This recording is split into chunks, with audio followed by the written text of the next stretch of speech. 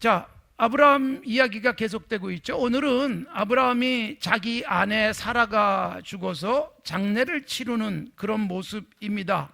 127년을 살다가 떠난 아내를 위해서 매장할 곳을 찾는 것입니다. 아브라함은 이미 하나님으로부터 놀라운 복을 약속받았죠. 두 가지 복이 있어요. 하나가 뭐예요? 땅이에요. 땅. 동서남북 보이는 것마다 다 주겠다. 또 하나는 뭐예요? 자손. 땅에 살 사람이 필요하잖아요.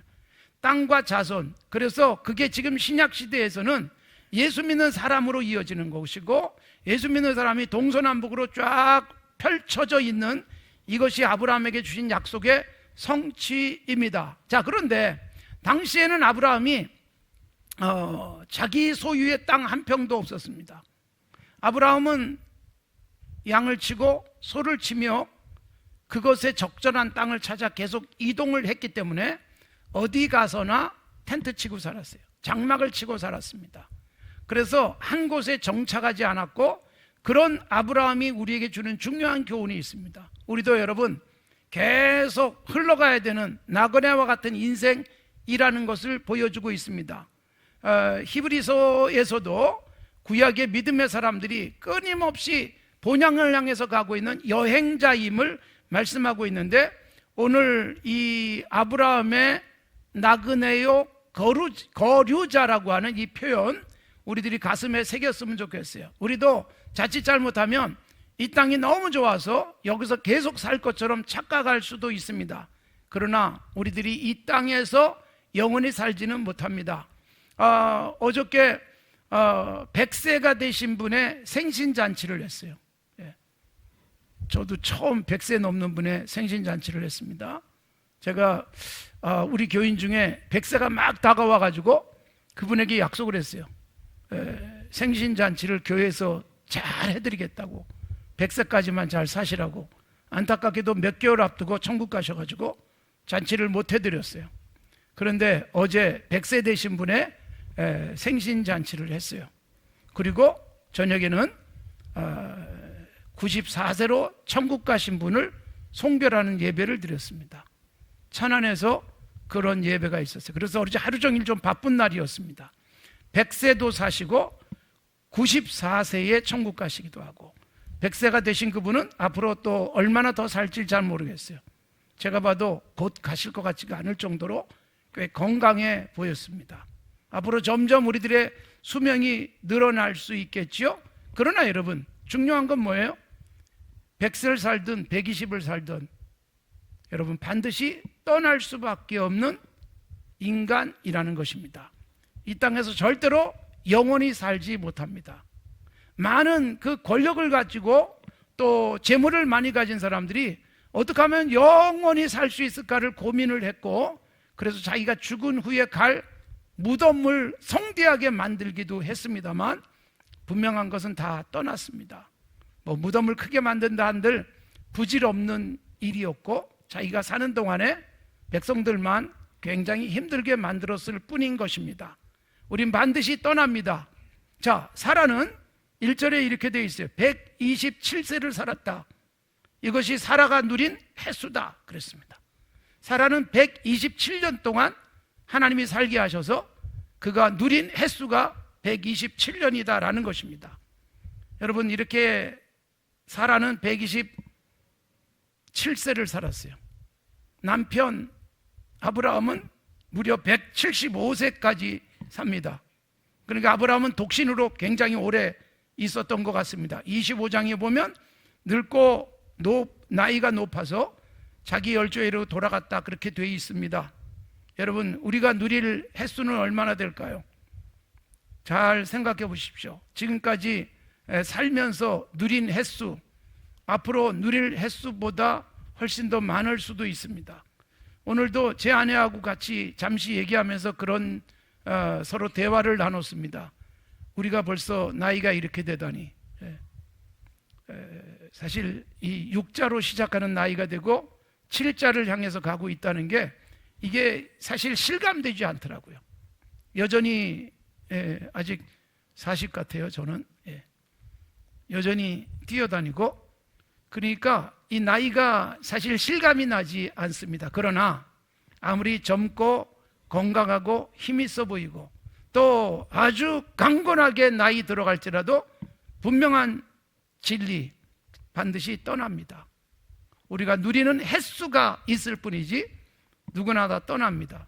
오래 누린다고 해서 복도 아니고 짧게 누리다가 간다고 해서 그것도 복이 아닌 것은 결코 아닙니다.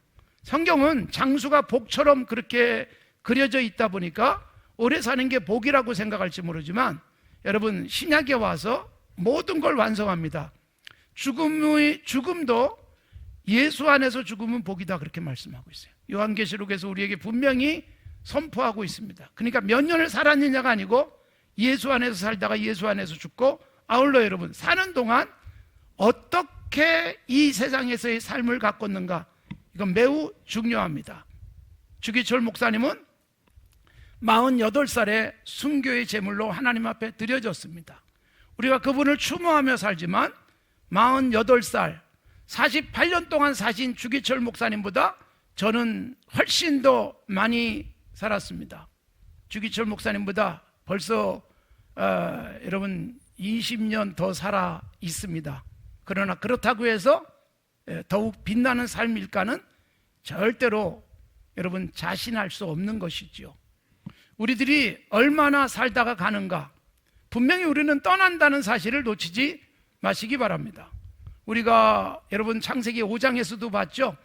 가장 오래 산 969세의 무드셀라도 있고, 그러나 다 죽었더라 끝납니다. 365세를 살았던 에녹이 있는데 365세의 에녹은 특별한 죽음이었어요. 하나님이 데려가셨다라고 돼 있어요. 그래서 죽음이 그에게 언급되지 않고 있는 것은 여러분 신약적인 사람이다 라고 5장에서 제가 말씀드렸어요. 예수님 안에서 죽는 것은 죽음이 아니라 하나님이 데려가심, 하나님 나라로 옮겨감, 공간적 이동입니다. 그리고 우리의 육체만 남아서 흙으로 돌아가는 것이고 언젠간 다시 부활하는 그날을 우리는 바라보고 있는 것이지요. 자, 분명한 것은 누구나 다 떠납니다. 누구나 이 땅의 모든 것을 놓고 갑니다. 아브라함도 25장에서 그가 떠나는 모습을 보여주고 있고, 아브라함이 낳은 하가를 통해서 낳은 아들 이스마엘도 25장에서 죽습니다. 그의 아들 이삭도 35장에서 기운이 다하여 죽어서 열조에게로 돌아갔다. 그리고 창세기에 굉장히 비중 있게 기록되어 있는 야곱도 49장 33절에서 그가 아들들에게 유언을 남기고 발을 침상에 모으고 숨을 거둬서 결국 돌아갔다, 그렇게 표현되어져 있습니다. 그리고 창세기 50장의 제일 마무리는 요셉의 죽음으로 끝나요. 요셉의 죽음, 요셉의 장례식, 이렇게 되어 있어요. 그러니까 여러분, 누구든 떠나지 않을 사람은 절대로 없습니다. 우리는 반드시 간다는 사실을 인식하고 살아야 합니다. 그래서 우리가 스스로 나는 반드시 떠날 날이 있다, 이거를 의식하고 살아가는 것은 삶을 더 가치 있고 멋있게 살 수 있도록 한다라는 생각을 합니다. 사실 그럴 때가 있어요. 이렇게 잠자리에 딱 누우면 하나님이 아침에 이 땅에서 깨지 않고 천국에서 깨게 해주셨으면 좋겠다, 그런 생각이 들 때가 있어요. 그것은 뭐 내가 세상이 너무 힘드니까 빨리 갔으면 좋겠다는 뜻이 아니라 그만큼 그날이 기다려지는 것이고 그것이 기다려지기 때문에 나오는 고백이에요. 가끔 아내랑 누워가지고 이대로 잠들고 천국에서 깨났으면 좋겠다 그러면 아내도 동의를 합니다. 그런데 정말 그것이 우리들에게는 복이에요. 내일 아침에도 건강하게 일어나서 일한다, 이런 생각 분명히 있습니다. 바울 사도가 빌립보서 1장에 말한 대로 살아있으면 누군가에게 유익되게 삶을 살지만 떠나는 것은 훨씬 좋다, 하나님 나라 가는 것이기 때문에. 예수 믿는 사람들의 가장 중요한 신앙관은 뭘까요? 떠난다는 것에 대해서 기쁨으로 받아들이는 거예요. 그렇지 않은 사람은 죽음이 두려운 거예요. 그런데 예수 안에 살아가는 사람은 그리스도 안에서 살기 때문에 죽음은 복입니다. 아브라함도 그런 복을 누렸고 사라가 먼저 그 복을 누려서 사라를 떠나보내고 아브라함도 슬펐습니다. 그래서 아브라함이 사라가 떠나고 나니까 아쉬워하고 안타까워합니다. 그리고 바로 정신을 차려서 뭘 하는가 하면 아내 사라를 장례 치를 준비를 하고 있습니다. 그래서 그 장례를 치르기 위해서 3절 4절에 보면 그 지역 사람들 헷 족속들에게 부탁을 합니다. 내 아내를 매장할 땅 좀 구했으면 좋겠다.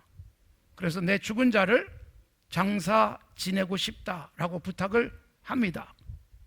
자, 여러분, 그런데 여기서 아주 중요한 고백이 하나 있어요. 4절에 나오는 고백. 아브라함이 아내를 장례 치르겠다고 말하면서 자기 자신에 대해서 이렇게 말합니다. 4절, 나는 당신들 중에 나그네요, 거류하는 자다. 무슨 뜻일까요? 나그네요, 나그네. 지나간다는 거예요. 스쳐 지나간다는 거예요. 그리고 잠시 지금 거류하고 있는 것이지 계속 살 사람은 아니다. 여러분, 우리가 흔히 인생은 나그네 길 그렇게 얘기를 하지만 실제로 나그네 같은 확실한 의식과 정체성을 가지고 살아가지 못할 때가 많습니다. 계속해서 그 자리에 머물러 있을 것처럼 생각하고 지금 갖고 있는 것 다 유지될 것처럼 생각하는 경우들이 있지만, 그러나 우리는 분명히 내가 이 땅에 나그네다, 잠시 거류하다가 언제는 간다, 이걸 기억하며 살아야 됩니다. 히브리서 11장, 믿음의 장이라고 흔히 말하지만 많은 믿음의 사람들이 믿음을 따라 죽었다.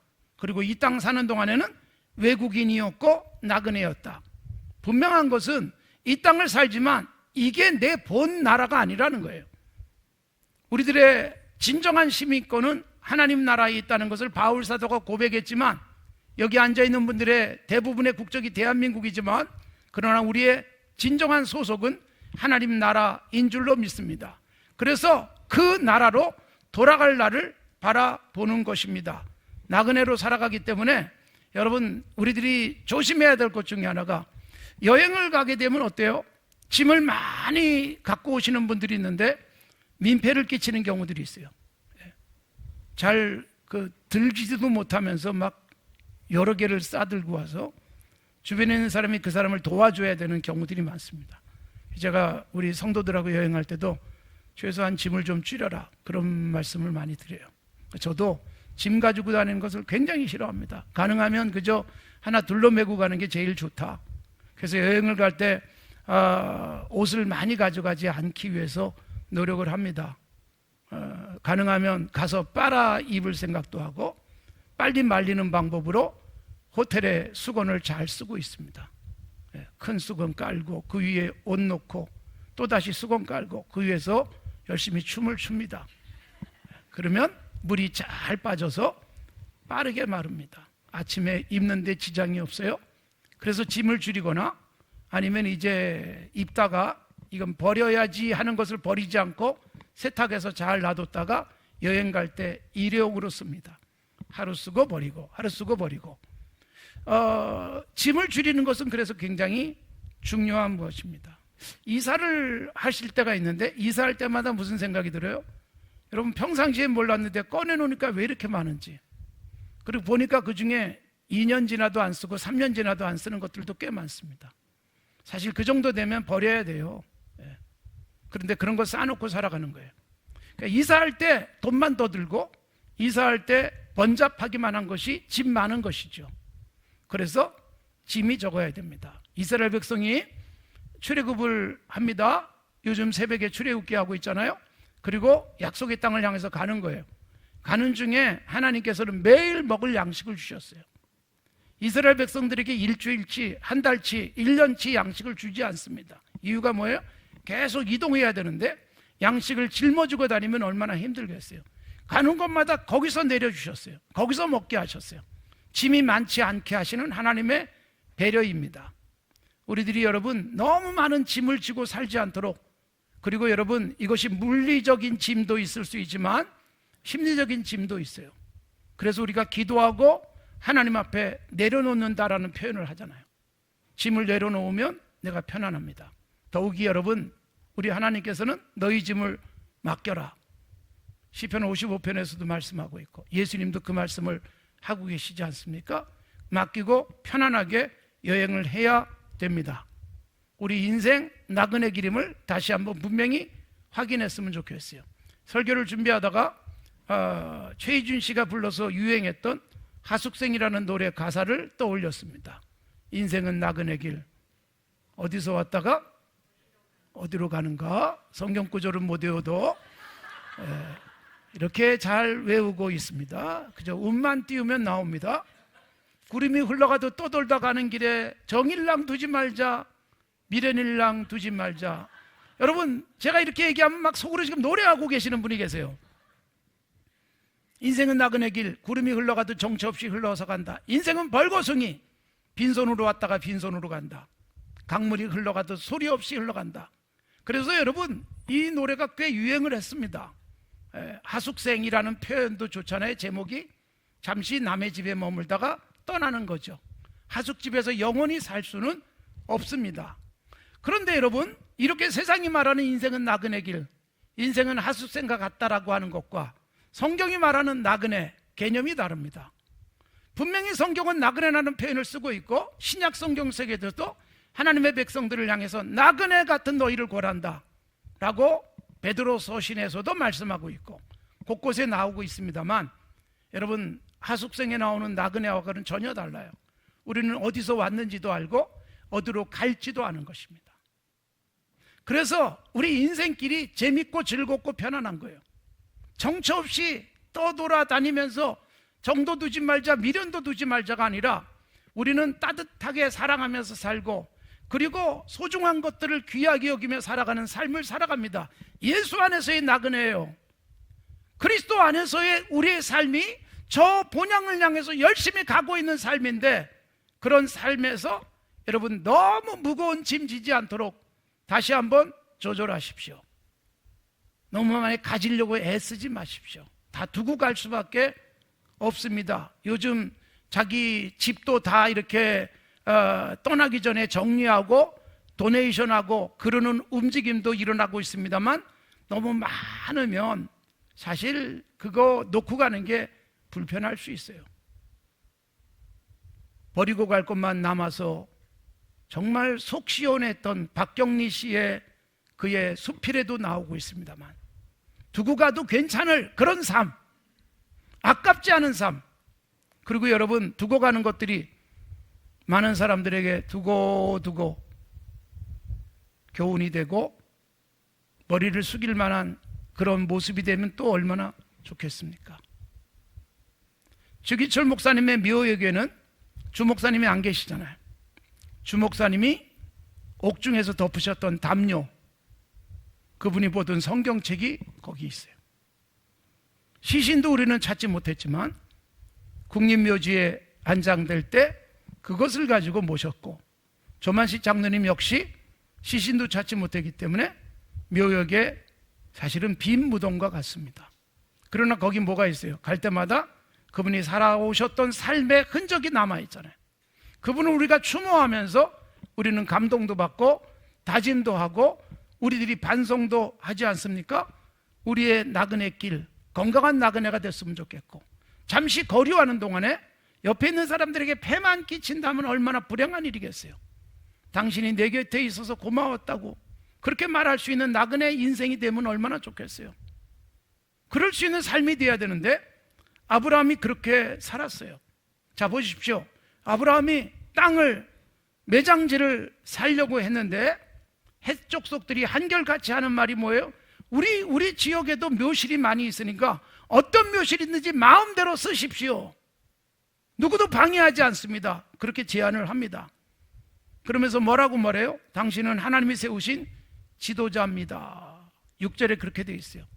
당신은 하나님이 세우신 지도자입니다. 하나님 모르는 사람들이 아브라함을 보면서, 야, 저런 사람은 저 신이 있다면 신이 세워놓은 지도자 아닐까라고 인정했다는 거예요. 예수 믿는 사람들이 그렇게 인정되어져야 한다는 거예요. 나그네로 살아가지만 사라져서 시원하다는 말이 아니라, 당신의 옆에 있을 때 내가 유익합니다. 내가 행복합니다. 당신의 옆에 있을 때 나는 든든합니다. 그럴 수 있는 사람이 되면 얼마나 좋겠어요. 아브라함을 향해서 사람들이, 그 지역 사람들이 오래 보지 않았어도 당신은 하나님의 지도자, 그러므로 당신을 위해서라면 묘실을 내드리겠습니다 라고 말합니다. 여러분, 이럴 때 아브라함이 아이고 잘 됐다, 돈도 안 들고 그러질 않습니다. 아브라함이 당당합니다. 공짜를 좋아하지 않습니다. 남이 주는 거 그냥 덥석덥석 받질 않습니다. 아브라함이 계산을 합니다. 여러분, 이들이 아브라함이 요구한 땅을 보니까 은 400세겔이었어요. 은 400세겔이지만 당신에게 어떻게 돈을 받습니까? 그냥 드리겠습니다. 그때 아브라함이 은 400세겔을 정확하게 지불합니다. 깎지도 않습니다. 보통 여러분 땅 거래를 하면 흥정하기 마련이잖아요. 예? 얼마든지 깎으려고 애쓰잖아요. 아브라함은 그대로 줍니다. 여러분, 아브라함의 그런 모습들이 사람들에게 존중할 수 있는 삶이었어요. 지나치게 인색하게 살지 마십시오. 너무 깎으려고 애쓰지 마십시오. 싸게 샀다고 너무 좋아하지 마십시오. 우리는 싸게 샀는데 누군가는 어때요? 싸게 팔린 것 때문에 자기는 인건비도 제대로 안 나오는 사람들. 그래서 아내랑 가끔 이렇게 농산물을 사거나 그럴 때, 야, 이거 농사 지은 사람은 손에 얼마를 쥘까? 그게 걱정이에요. 네. 중간에 여러분 유통 마진만 키우는 사람들이 있잖아요. 수고하고 애쓴 분들에게 좀 많이 갔으면 좋겠다.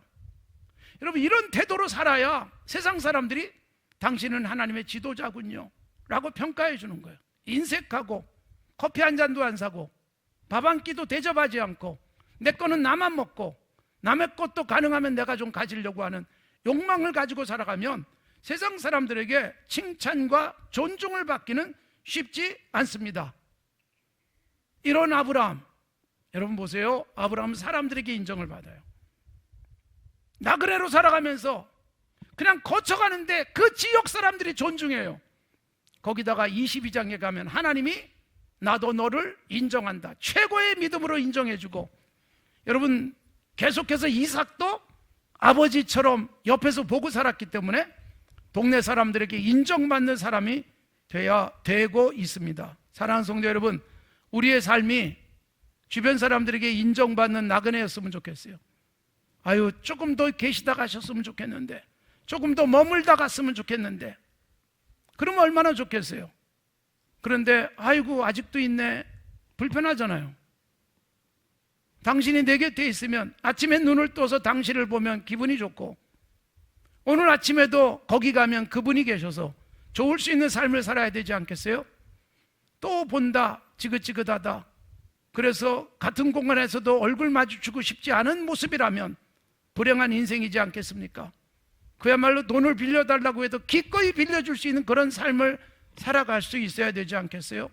오늘날 그리스도인들이 세상 사람들에게 여러분 별 기대할 것이 없는 사람, 오늘날의 교회가 세상에 의해서 멸시당하는 교회라면 이건 하나님을 모욕하는 거예요.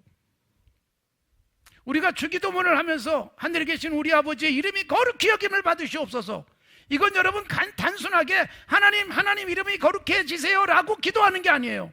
내 삶이 다른 사람들이 나를 보면서 내가 믿는 하나님을 존중할 수 있는 삶을 내가 살겠습니다라는 고백이어야 합니다. 교회가 온갖 비난의 대상이 되어지고 예수 믿는 사람들이 세상 사람들이 칭찬을 받지 못한다면 이보다 불행한 일은 없습니다. 바울 사도도 그래서 그리스도를 섬기는 사람이라면 마땅히 하나님이 기뻐할 뿐만 아니라 사람들에게도 칭찬받아야 될 것을 로마서 14장에서 강조하고 있습니다. 아브라함 당당합니다. 결코 남에게 패끼치지 않습니다. 손해를 끼치지 않습니다. 제값 그대로 치르고, 그리고 계산 잘하고, 그리고 떳떳하게 살아갑니다. 우리들이 항상 그런 자세로 세상 사람들에게 존중받을 수 있는 삶이 되기를 바랍니다. 외국인처럼 나그네처럼 살지만 정말 고마운 나그네, 고마운 외국인, 그래서 나를 생각할 때마다 정말 고맙고 존중할 수 있는 삶이 되면 얼마나 좋겠습니까? 예수 믿는 사람들 지구라는 행성에 잠시 머물다 가지만 우리가 남겨놓은 흔적이 아름답고 뒷모습이 멋있었으면 좋겠습니다. 그것을 위해서 우리 주변에 따뜻하게 사랑을 베풀고 살아가는 것입니다. 우리가 여러분 주님 앞에 서면 주님이 뭐라고 나를 칭찬할까요? 내가 네가 주는 물을 마시고 가난 목을 해결했다라고 말씀하시면 얼마나 좋겠어요. 우리 교회를 향해서는 그렇게 말씀하실 것 같아요. 아까도 제가 광고했지만 214개의 우물이 이미 파졌거나 파고 있습니다. 물을 마시기 힘든 사람들에게 물을 마시게 해줍니다. 수돗물이 콸콸 나오는 모습 보고 어린아이들이 막 기뻐서 뜁니다. 그때 주님이 우리에게 그 말씀하시는 거예요. 너는 내가 목마를 때 마실 물을 줬구나. 그리고 주님이 또 나를 보면서 내가 배고플 때 먹을 걸 줬지. 여러분, 우리가 오병이 헌금으로 누군가의 밥을 해서 대접을 합니다. 아침에 길게 줄 늘어서서 밥을 받아갑니다. 그것 때문에 주님이 우리를 보시면서 너는 내가 배고플 때 먹을 것을 주었지. 아유, 언제 제가 주님한테 그렇게 어려운 사람들에게 밥 대접한 게 내게 한 것이다. 마태복음 25장에 나오는 그 말씀이 우리에게 주어지면 얼마나 좋겠어요. 내가 헐벗었을 때 너는 나에게 옷을 주었구나. 아니, 언제요? 여러분, 누군가를 위해서 옷 입히고 누군가를 위해서 우리가 살아가게 하고 누군가가 내 덕에 공부할 수 있다면, 그래서 우리 교회가 여러분이 이 지역에 계속해서 장학금을 주고 있고, 그래서 우리 교회 일이라면 서초구청도 서초 삼동도 적극적으로 협력하고 있습니다. 우리가 어떤 문제 있으면 와서 다 도와주고, 이게 여러분 교회가 이 세상 속에서 정말 존중받는 모습으로 살아가기 때문이고, 아시다시피 우리 교회가 서울시에서 주는 봉사상을 받았잖아요. 지역에서 추천을 해서 교회가 받은 것입니다. 대형 교회는 아니지만 세상이 인정하는 건강한 교회, 하는 일은 정말로 큰 일을 할 수 있는 교회가 되면 복된 일이지 않겠습니까? 참 교회나 예수 믿는 사람이나 불행하게 살아가는 모습들이 있어요. 이미 뉴스를 통해서 보도도 많이 했고 계속 정말 보도가 좀 안 됐으면 싶은 그런 교회의 모습도 있습니다. 재개발 사업을 하는데 교회가 마치 알박기처럼 버티고 있어가지고 훨씬 더 시세보다 몇 배 되는 가격을 요청하고, 그래서 수백억을 주고 해결했다는 뉴스가 들리는 것은 교회 전체를 죽이는 거예요. 그래서 교회가 돈 많이 받아서 좋을까요? 손해볼 필요도 없지만 정당한 가격으로 만족할 수 있어야죠. 아주 유리한 자리에 있다고, 위치에 있다고 갑질하듯, 그래서 재개발을 방해하면서 그 온 동네 사람들에게 욕을 먹고, 그래서 결국 몇 배나 되는 수백억을 받는다 할지라도 그게 하나님께 영광이 되겠습니까? 나그네 같은 삶을 살아가는데 왜 그렇게 많이 가지려고 버둥거리는지, 왜 그렇게 많이 쌓아놓으려고 애쓰는지, 주님 앞에서 부끄러운 일인 줄을 모르는 이 세상의 교회의 모습은 결국 많은 젊은이들이 교회를 떠나게 만드는 것이죠. 미래가 없는 교회가 되는 것입니다. 사랑하는 성도 여러분, 나그네 같은 삶을 거류자처럼 잠깐 머물러 가는 세상 속에서 주변에 있는 사람들이 박수 보내고 당신이 있어서 행복했다고 그렇게 말할 수 있는 삶이 되면 얼마나 좋겠어요. 우리가 누군가와 작별을 할 때 당신 덕분에 고마웠다 라고 말할 수 있다면, 그리고 내가 떠나는 모습을 옆에서 지켜보면서 당신 때문에 참 따뜻했다고 말할 수 있는 그런 나그네로 살다가 떠납시다. 그런 거류자로 살아갑시다. 그래서 많은 사람들에게 교회와 그리스도인들은 정말 세상과 다른, 잠깐 스쳐 지나가는 것 같지만 흔적이 너무나도 진하고 감동적이고, 그리고 뒷모습이 너무나도 아름다운 그런 건강한 교회요 그리스도인들로 살아갈 수 있기를 바랍니다.